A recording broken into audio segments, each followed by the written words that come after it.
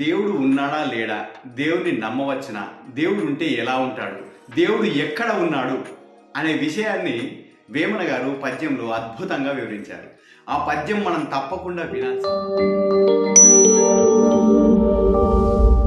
దేవుణ్ణి నమ్మేవారు ఆస్తికులు, దేవుని నమ్మని వారు నాస్తికులు. ఆస్తికత్వం నాస్తికత్వం పైన రకరకాల ఫిలాసఫీలు పుట్టుకొచ్చాయి.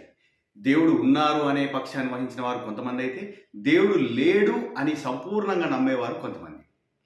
ఇట్లా ప్రపంచంలో చాలా రకాల ఫిలాసఫీలు ఈ విషయంపైనే చర్చిస్తున్నాయి. మన భారతదేశంలో వేదాలను నమ్మేవారిని ఆస్తికులు అని, వేదాలను నమ్మని వారిని, వేదాలను ప్రామాణికంగా తీసుకోకుండా ఒక ప్రముఖమైనటువంటి గురువు చెప్పిన బోధనను ప్రామాణికంగా తీసుకునే వారిని నాస్తికులు అని చెప్పుకుంటారు. మతాన్ని నమ్మేవారు తప్పకుండా దేవుని నమ్ముతారు. మత ప్రవక్తలు బోధించే బోధనలన్నీ కూడా దేవుని చుట్టూనే తిరుగుతూ ఉంటాయి. దైవాన్ని నమ్మినా నమ్మకపోయినా మనం మాత్రం మానవులం.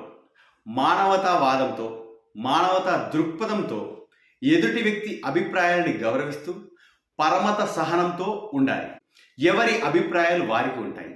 తప్పు ఒప్పులు అనేవి ఉండనే ఉండవు. ఎవరిని నిందించడానికి కానీ ఎవరిని స్తుతించడానికి కానీ లేదు.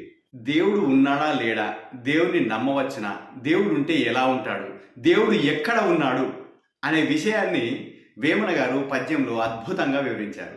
ఆ పద్యం మనం తప్పకుండా వినాల్సింది. కానలేడు నుదురు కర్ణముల్ వీపును, కానలేడు నుదురు కర్ణముల్ వీపును, నెరులగానలేడు నెత్తి మీద, నెరులగానలేడు నెత్తి మీద, తన్నెగానలేడు దైవము నెరుగునా, తన్నెగానలేడు దైవము నెరుగునా, విశ్వదాభిరామ వినురవేమ. వాడి కళ్ళతో వాడికి నుదురుని, కర్ణాలని, వెంట్రుకల్ని చూసుకోవడం సాధ్యం కాదు. ఎదురుగా అద్దం ఉన్నప్పుడు మాత్రమే అది సాధ్యం. మన కళ్ళతో మనం ప్రత్యక్షంగా మన నుదురుని, కర్ణాలని, వెంట్రుకలు చూడలేని వారము దైవాన్ని ఎలా చూడగలుగుతాము? దానికి ఒక మార్గం ఉంది.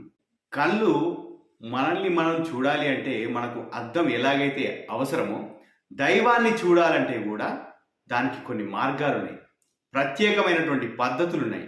వాటిని దీక్షగా అవలంబించినప్పుడే దైవత్వాన్ని, దైవానుగ్రహాన్ని, దైవాన్ని పొందగలుగుతాం. దైవ సాక్షాత్కారానికి అనేక మార్గాలు ఉన్నాయి, అనేక మతాలు ఉన్నాయి. ఎంతోమంది ప్రవక్తలు, ప్రవచనకారులు ఎన్నో రకాలుగా మనకు బోధన చేశారు. వేమన గారు పద్యంలో ఎంత అద్భుతంగా చెప్పారు కదా. వేమన గారికి హృదయ